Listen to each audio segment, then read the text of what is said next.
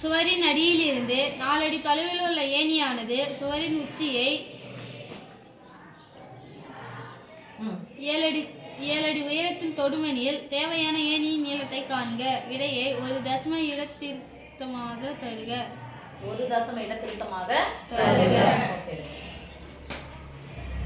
இதான் சுவர். இங்க இருந்து ஏணி 4 அடி தொலைவில் இருக்கு. ஓகேவா? இப்போ இது பேரு ஏணி வச்சுக்க சுவர. இங்க இருந்து ஏணி இங்க இப்படி தானே சாட்சி வச்சிருப்பாங்க. எவ்வளவு உயரத்துல தொடுதுன்னா எந்த உயரத்துல தொடுது? 7 அடி உயரத்துல தொடுது.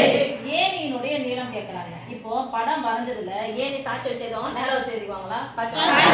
அப்ப சாட்சி வச்சாச்சு. ஓகே, இந்த சுவர் எவ்வளவு நீளம்னு தெரியல, ஆனா இங்க போய் தொடுதுன்னு சொல்றாங்க. 7 அடி உயரத்துல தொடுது. இது படமா வரைஞ்சதுல என்ன முக்கோணம் கிடைச்சிச்சு உங்களுக்கு? இந்த பக்கத்தை போடுங்க. இது போட்டாதான் செங்கோணத்துக்கு எது திசை இருக்கிறதா? அது கர்ணம் தானே கேக்குறாங்க.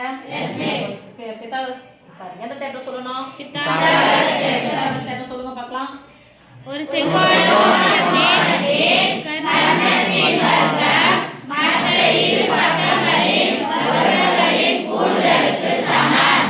செங்கோணத்துக்கு எது திசை இருக்குதா? கர்ணம். கர்ணத்தின் வர்க்கம் எது? BC ஸ்கொயர் தானே. சொல்லுங்க. BC square = BC square = AC square plus AB square. Right?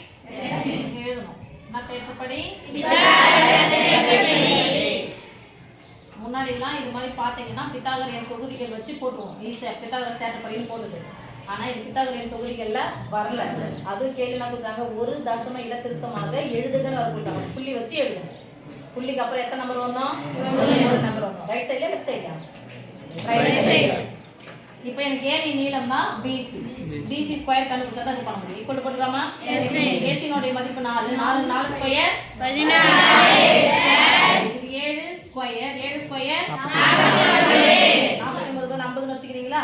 50 10 60 60 ஒரு ஆரம் 66. எக்ஸ்ட்ரா போட்டு அப்ப கழிச்சிடுங்க 65. இப்போ BC ஸ்கொயர் = 65. அப்ப BC = ஸ்கொயர் ரூட் ஆஃப் 65. ஏன்னா இது கேன்சல் ஆகணும். என்ன பண்ணணும்? ரெண்டு பக்கமும் ஸ்கொயர் ரூட் எடுக்கணுமா? Square root cancel. அப்ப இது 65.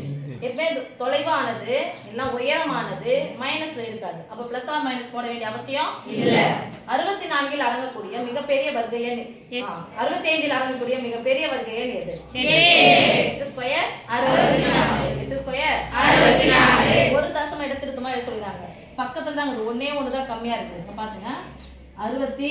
8 64 கழிச்சா எத்தனை நம்பர் இறக்கணும்? 2 நம்பர் இறக்கணும். இங்க புள்ளி வச்சிங்க. ஒண்ணுமே இல்லனா என்ன அர்த்தம்? 65 உடைய முழு என்ன சொல்ல போனா 65.00 தான் சொல்லணும். நம்ம தசம எழுதுறது சொல்லணும். 2 நம்பரை இறக்கலாமா?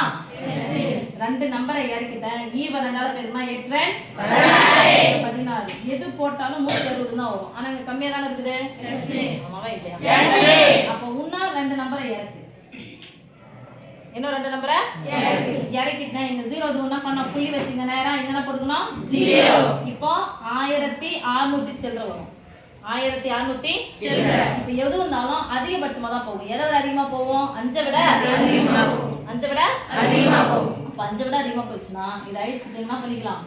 ஒண்ணு கூட்டிக்கலாம். ரைட்? சொல்றது புரியுதா? ஒரு தசம இடத்திருத்தமாக எது சொன்னதனால நம்ம இத எழுதுறோம். இல்லன்னா தோராயமாக போட்டு இப்படி போட்டுட்டு என்ன போடலாம்? 8 அடி போடலாம். ஒரு தசம இடத்திருத்தமா சொன்னதனால இப்படி போடலாம். therefore ஏணியின் நீளம் BC ல இது போட வேண்டிய அவசியம் இல்ல. ஏணியின் நீளம் 8.1 அடி. ஓகே?